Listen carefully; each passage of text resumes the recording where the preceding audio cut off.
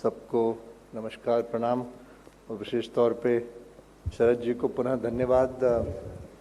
आज मेरी एक बैठक थी मंदसौर में, इस कारण से थोड़ा मुझे विलम्ब हुआ, लेकिन आज की सभा में विशेष रूप से उपस्थित क्षेत्र के विधायक और जाने माने उद्योगपति चेतन कश्यप जी, सम्मानीय शिव प्रताप सिंह जी, सोनी जी, हमारे जिले के जिलाधीश महोदय और मेरे बहुत ही पुराने परिचित साथी कुमार पुरुषोत्तम जी। मुझे आज भी याद है कि इनके शुरुआती दौर में आप एसडीएम रहे बदनावर में और हमने मिलके काफ़ी अच्छे कार्य किए।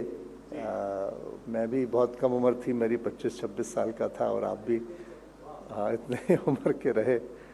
तिवारी जी एसपी हैं और अपने अंदाज के लिए जाने जाते हैं। मेरे ख्याल से ईमानदारी का इंडेक्स और कार्यकुशलता का इंडेक्स होता है, तिवारी जी बहुत ऊपर आते हैं। बहुत सुंदर शब्द यूज किया सर, क्लैपिंग होनी चाहिए। और उनसे बहुत लोग डरते भी हैं और बहुत लोग इनको पसंद भी करते हैं। और कोमल जी भी विराजमान हैं, ये भी जनप्रतिनिधि हैं और सेवारत हैं। तो समस्त जो भी महानुभाव इस सदन में विराजमान है, समय कम है, मैं सभी का अभिवादन करता हूँ।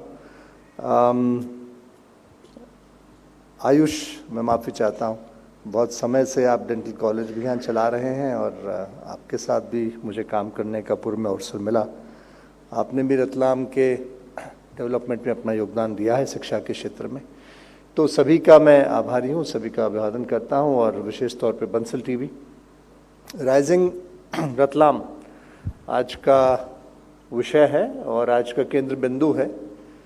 तो चेतन कश्यप जी ने बहुत सारी बातें बताई और उनको दोहराए बगैर मैं सिर्फ जो मुख्य बातें हैं जो इसमें कंट्रीब्यूट करेंगी, और ये गलत नहीं होगा अगर मैं कहूँ कि इसको फुली कौन पर्सोनिफाई करता है, जिसको कहते हैं कि made in Madhya Pradesh, made in India, make in India. तो अगर मेक इन रतलाम का नाम आए तो रतलामी सेव तो है ही, मोतीलाल जी का भी बहुत बड़ा योगदान है, मेरे पड़ोसी हैं, तीसरी से आते हैं। एंटरप्रेन्योरशिप सही मायने में अगर कोई देखना चाहे और हिम्मत किसे कहते हैं और विपरीत धारा में कैसे बहा जाता है, किसी ने सपने में नहीं सोचा होगा कि तीतरी जैसे छोटे से गांव में कोई वाइनरी स्टैब्लिश कर सकता है। ये एंटरप्रेन्योरशिप का जीता जागता उदाहरण है। एम्बी वाइन्स के लिए मैं एक बार सबको चाहूँगा करतल ध्वनि से इनका अभिवादन करें। बहुत हिम्मत चाहिए होती है। बहुत सालों पहले मैं एक बार इनके गांव में गया था और छोटा शुरू में एस्टैब्लिशमेंट था, लोग स्ट्रगल कर रहे थे और बहुत सी छोटी छोटी कठिनाई आती। तो मैंने इनसे पूछा कि आपने स्टार्ट कैसे किया, तो कैसे इनके परिवार के लोग फ्रांस गए, प्रोसेस को सीखा, समझा और हिम्मत करी। ये अंगूर उगाते थे और ये बड़ा एक नोन फैक्ट है कि क्वालिटी ऑफ वाइन उस पर डिपेंड करती है कि आपकी क्वालिटी ऑफ वाइनरी क्या हो, ग्रेप्स की क्या क्वालिटी, अंगूरों की क्या क्वालिटी हो। और आज आप बहुत प्रगति कर रहे हैं, उन्हें शुभकामनाएं। तो केंद्र बिंदु है राइजिंग रतलाम। मूल मंत्र हमें आपदा के समय, वैश्विक महामारी थी कोरोना, हमारे प्रधानमंत्री जी ने कहा कि आपदा को अवसर में परिवर्तित किया जाए। आत्मनिर्भर भारत का मंत्र उन्होंने हमें दिया और जब उन्होंने आत्मनिर्भर भारत की बात कही तो हमारे प्रदेश के मुख्यमंत्री शिवराज सिंह जी ने कहा कि आत्मनिर्भर भारत तभी बनेगा जब आत्मनिर्भर मध्य प्रदेश बने, और आत्मनिर्भर मध्य प्रदेश तभी बनेगा जब आत्मनिर्भर रतलाम बने, आत्मनिर्भर मंदसौर, नीमच, झाबुआ, धार, हर एक जिला आत्मनिर्भर बने। और वो कैसे बने, तो फिर प्रधानमंत्री जी ने हमें विजन दिया, दर्शन दिया। उन्होंने कहा कि एक अरसे से हमारा हर जिला, हर क्षेत्र, हर तहसील अपने आप में एक विशेषता रखता है। वहाँ का कुछ नेचुरल रिसोर्स होता है, कुछ स्वाभाविक उत्पाद होता है, वहाँ का टैलेंट होता है। तो ओपीडीपी सामने आया, वन डिस्ट्रिक्ट वन प्रोडक्ट, जिसका कश्यप जी ने जिक्र किया। वन डिस्ट्रिक्ट वन प्रोडक्ट जब उन्होंने कैंपेन स्टार्ट किया तो मध्य प्रदेश ने भी इस पे कार्य प्रारंभ किया। हमने विभिन्न जिलों में उत्पाद चिन्हित किए, उत्पाद चिन्हित करके हमने इस बात पे जोर दिया कि उस उत्पाद का मैन्युफैक्चरिंग और एफिशिएंट हो, और न सिर्फ वो एफिशिएंट हो बल्कि उसका पैकेजिंग ठीक हो, विश्व स्तर का हो, और उसका ब्रांडिंग ठीक हो, और फिर अल्टीमेटली उसका मार्केटिंग हो। रतलामी सेव अपने आप में बहुत पहले से जाना जाता था। कश्यप जी ने फिर बताया कि कैसे उसका जीआई टैग इस्टेब्लिश हुआ और अब ये जो आपका ब्रांड पर्सोनिफिकेशन दुनिया भर में उसका लाभ आपको वास्तविकता में अब मिला। इसी प्रकार से विभिन्न जिलों में झाबुआ का कड़कनाथ हो, हमारे धार जिले में बाघ प्रिंट होता रहा है, लेकिन मुझे नहीं पता कितने लोगों को पहले पता था कि बाघ प्रिंट कैसे होता है, क्या विशेषता है। तो बाघ सिर्फ एक छोटा सा कस्बा नहीं है, और बाघ प्रिंट सिर्फ एक ब्लॉक प्रिंट नहीं है, वो वेजिटेबल डाई से बनता है, एनवायरनमेंट फ्रेंडली होता है, ये तमाम चीज़ें उसमें निहित हैं। तो इन चीज़ों को हमने संकलित किया, उस पर एक नोट बनाया गया, और ये चीज़ें बड़ा मायना रखती है दूसरे देशों में। और हाँ, ये भी मायना रखता है कि उसमें जब वो बने एक्सपोर्ट के लिए कोई भी कमोडिटी, तो उस पर क्लियरली ये लिखा हो कि ये किस प्रकार का ये प्रिंट है। तो ये वेजिटेबल डाई है तो वेजिटेबल डाई है, लेकिन वेजिटेबल डाई कलर छोड़ता है, तो वॉशिंग मशीन में डाला जाए, हैंड वॉश किया जाए। आमतौर पे ये जानकारियाँ हमारे जिला तहसील स्तर पे लोगों को नहीं रहती। तो ये यहाँ हमने हैंड होल्डिंग प्रारंभ करी, फैसिलिटेशन गवर्नमेंट ने किया। तो ये मैं आपको ये बताना चाह रहा हूँ कि इस तरीके से हम आगे बढ़ना हमने प्रारंभ किया, और इसीलिए make in India, make in Madhya Pradesh, vocal for local, local for global, ये एक चेन स्थापित होने लगी। रतलाम के परिप्रेक्ष्य में, जैसा कश्यप जी कह रहे थे, सबसे महत्वपूर्ण ये, मुख्यमंत्री जी कुछ समय पहले आप लोगों के बीच में थे, और मुख्यमंत्री जी ने यहाँ पे 1500 हेक्टेयर का जो एरिया आइडेंटिफाई किया है, जो इंडस्ट्रियल जोन में परिवर्तित हो रहा है। अल्कोहल प्लांट का आपको पता है बहुत समय से वो पेंडिंग था, कई पेचीदगियों में उलझा हुआ था, वो आपका पार्क के रूप में डेवलप हो रहा है। करमदी में आपका क्लस्टर, नमकीन क्लस्टर चालू हो रहा है। इसी प्रकार से जावरा में जो बहुत समय से अटका हुआ था काम, वो करीब 35 हेक्टेयर का वो हम इंडस्ट्रियल फ्री जोन वहाँ डेवलप कर रहे हैं। नीमच में डेवलप कर रहे हैं, वहाँ संतरा है, लैटराइट है, तमाम तरह के उद्योग हैं। लेकिन विशेष जो महत्वपूर्ण चीज़ रतलाम के लिए, रतलाम तो एक अरसे से ट्रेडिंग के लिए जाना जाता है। रतलाम का सोना फेमस है, उसकी गुणवत्ता फेमस, उसकी प्योरिटी फेमस है। रतलाम दूर दूर से लोग सोना खरीदने के लिए आते हैं। कृषि क्षेत्र में रतलाम का महत्व है।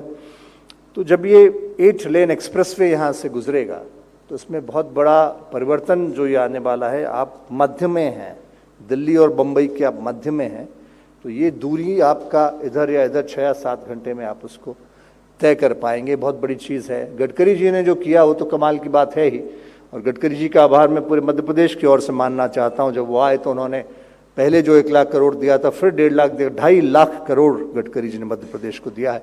मल्टी मॉडल लॉजिस्टिक पार्क का ये मतलब है कि एक ही जगह पे आपको सारी सुविधाएं मिलेगी। जो गतिशक्ति का जिक्र कश्यप जी कर रहे थे, मैं आप लोगों को बताना चाहूँगा, गतिशक्ति जी प्रधानमंत्री जी की वो योजना है जो इस देश का भविष्य बदल देगी। आपको शायद पता हो कि ना हो, लेकिन भारत में जीडीपी का 14% स्पेंड होता है लॉजिस्टिक्स पे। इंटरनेशनल एवरेज 8% है लॉजिस्टिक्स, यानी किसी चीज़ को लाने ले जाने में कितना समय जाया, कितना ईंधन जाया, कितना पैसा जाया होता है। अब जीडीपी का 14%, तो 6% का गैप यहाँ पे। तो जब इस प्रकार के मल्टी मॉडल लॉजिस्टिक पार्क बनेंगे, वहाँ प्रोक्योरमेंट जोन्स बनेंगे, वहाँ फ्री ट्रेडिंग होगी, आपको अपॉर्चुनिटी मिलेगी, किसान को ये मौका मिलेगा कि आईसीडी बन जाए और वहीं से वो कंटेनर लोड करे, कंटेनर किसी भी पोर्ट पे जाए।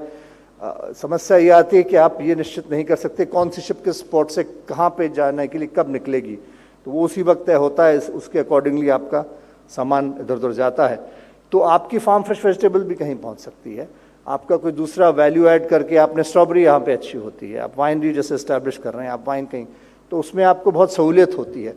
फिर दूसरा एक और एक अहम विषय ये है कि आज की तारीख में हम फार्मर से लेकर कंज्यूमर तक जब हमारा उत्पाद पहुंचाते हैं तो क्या कॉस्ट आ रही है, 125% आती है।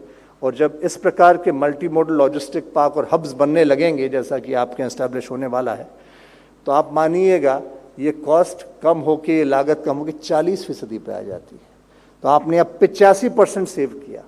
इतनी बड़ी लागत आप जब सेव करोगे तो आपके मार्जिन्स कितने बढ़ेंगे, आपकी फिजिबिलिटी कितनी बेटर होगी।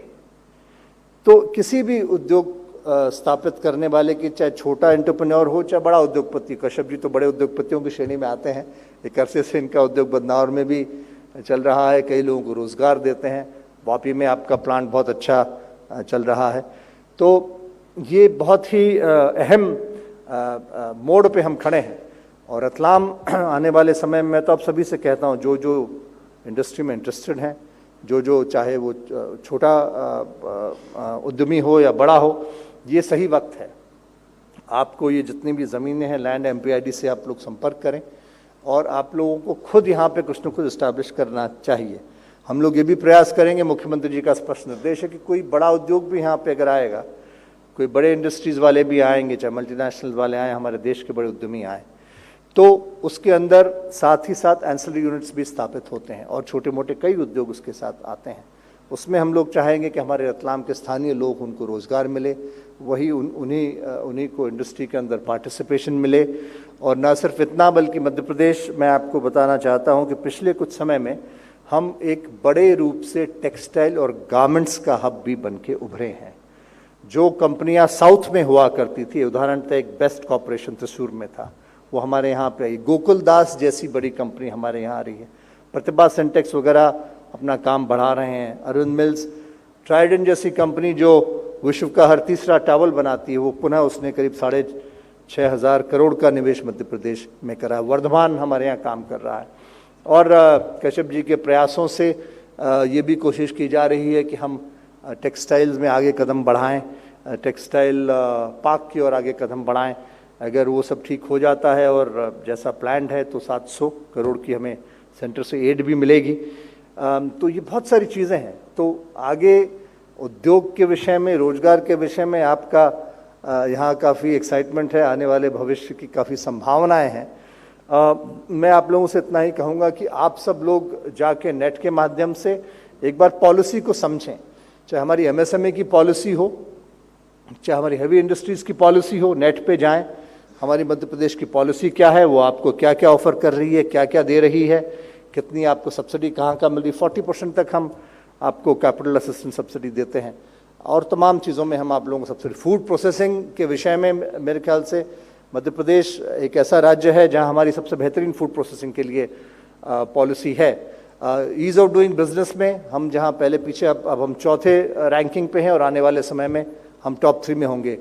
एक्सपोर्ट प्रमोशन काउंसिल की बात बहुत समय से हो रही थी, मुख्यमंत्री जी ने उसको और आगे अपग्रेड करके कहा कि उसको सिर्फ एक्सपोर्ट प्रमोशन काउंसिल नहीं, हम उसको ट्रेड प्रमोशन काउंसिल की संज्ञा देंगे। तो जहां हम पहले काफ़ी पीछे थे, 1-1.5% पे होते थे, हम नेशनल एवरेज के हम 2.5 पे हैं। हमारा टारगेट है कि आगे बढ़ के हम 5% पे पहुँचें और ये सब चीज़ें संभव है।